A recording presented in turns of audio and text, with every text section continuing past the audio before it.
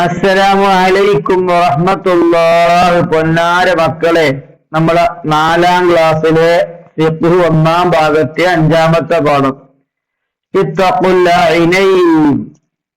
ശാപനിമിത്തമായ 2 കാര്യങ്ങളെ നിങ്ങൾ ശ്രദ്ധിക്കണേ, സൂക്ഷിക്കണേ.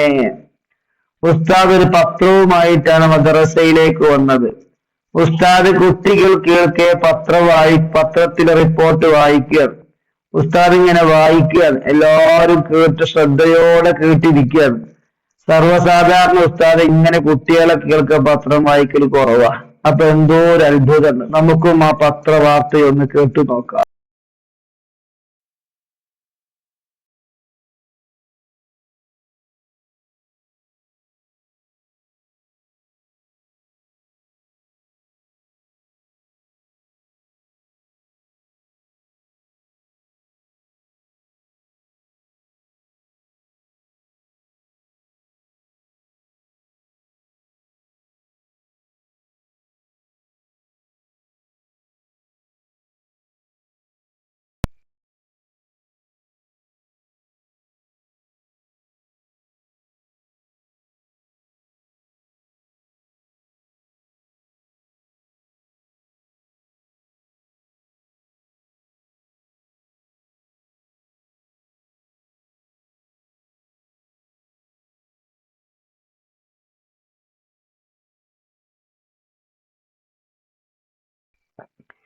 ഇതിനു പുറമെ റോഡുകളിൽ നിന്നുള്ള അവശിഷ്ടങ്ങളും ഫാക്ടറി മാലിന്യങ്ങളും പുഴകളിലേക്കും തോടുകളിലേക്കും ഒഴുക്കപ്പെടുന്നതും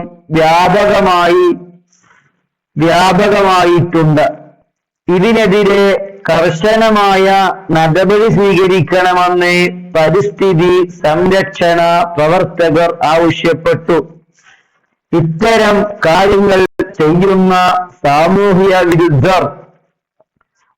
വിരുദ്ധരെ മാതൃകാപരമായി ശിക്ഷിക്കണമെന്നും അവർ സർക്കാരിനോട് അഭ്യർത്ഥിച്ചു. എങ്ങാണ്ട് വാർത്ത മോശമാണ്, പക്ഷെ വാർത്ത കൊടുക്കേണ്ട വാർത്ത തന്നെയാണ്. ഇതൊന്നും ചെയ്യാൻ പാടില്ല, ഒരിക്കലും ചെയ്യരുത്. ഓക്കെ, നമുക്ക് ന്യൂസ് പുസ്തകത്തിലേക്ക് പോകാം. നമുക്ക് കുടിക്കാനും കുളിക്കാനുമുള്ള വെള്ളം നമ്മൾ തന്നെ നശിപ്പിക്കരുത്. പത്രം വായിച്ച് ഉസ്താദ് ഓർമ്മിപ്പിച്ചു. നബി സല്ലല്ലാഹു അലൈഹി വസല്ലമ പറഞ്ഞു, ഇത്തഖുൽ ഐനൈൻ. ശാപനിമിത്തമായ 2 കാര്യങ്ങൾ നിങ്ങൾ സൂക്ഷിക്കണം. സ്വഹാബികൾ ചോദിച്ചു, ഏതാണ് ആ കാര്യങ്ങൾ? നബി സല്ലല്ലാഹു അലൈഹി വസല്ലം പറയുന്നു, ജനങ്ങൾ സഞ്ചരിക്കുന്ന വഴിയിലും വിശ്രമിക്കുന്ന തണലിലും വിസർജിക്കൽ. ആവർത്തിക്കുന്നില്ല. ശൗചം ചെയ്യുന്നതിനു ശേഷം ടോയ്ലറ്റ് വൃത്തിയാക്കണം. ശ്രദ്ധയോടെ കേൾക്കണം. ടോയ്ലറ്റ് വൃത്തിയാക്കണം. ഇരുന്നു കൊണ്ട് വിസർജനം നടത്തണം. നിശബ്ദത പാലിക്കണം. നജസ് വൃത്തിയാവുന്ന രീതിയിൽ വെള്ളം ഉപയോഗിച്ച് നല്ലപോലെ ശൗച്യം ചെയ്യണം. അല്ലെങ്കിൽ കൂട്ടുകാർക്ക് ബുദ്ധിമുട്ടാവും കേട്ടോ മക്കളെ. നജസ് വലിച്ചെടുക്കുന്ന കല്ല്, ടിഷ്യൂ പേപ്പർ മുതലായവയും ശൗച്യത്തിന് ഉപയോഗിക്കാവുന്നതാണ്. ഉസ്താദ് തുടർന്നു. വെള്ളമില്ലാത്ത സ്ഥലത്തെത്തി. അല്ലെ, വെള്ളമുണ്ട്, എന്നാലും ടിഷ്യൂ പേപ്പർ കൊണ്ട് ആദ്യം തുടച്ച് കളഞ്ഞ പിന്നെ കഴുകുമ്പോ എളുപ്പം വൃത്തിയാവും. മറ്റത് വെള്ളം കൊണ്ടാകെ കൂടി എനപ്പാക്കും അവിടെ. അതുകൊണ്ട് നല്ലത് അങ്ങനെയാണ്.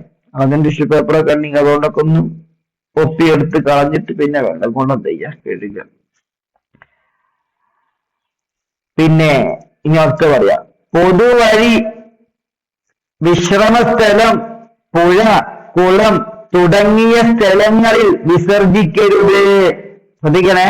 പൊതുവഴി, നമ്മൾ യാത്ര പോവുക, മൂത്രയിക്കാൻ മുട്ടിയ വഴിയിൽ മൂത്രയിക്കരുത്. ജനങ്ങളുടെ കാലങ്ങൾ നജസ്സാവും, അതിന് ദുർഗന്ധം ഉണ്ടാകും. അത് ചെയ്യരുത്.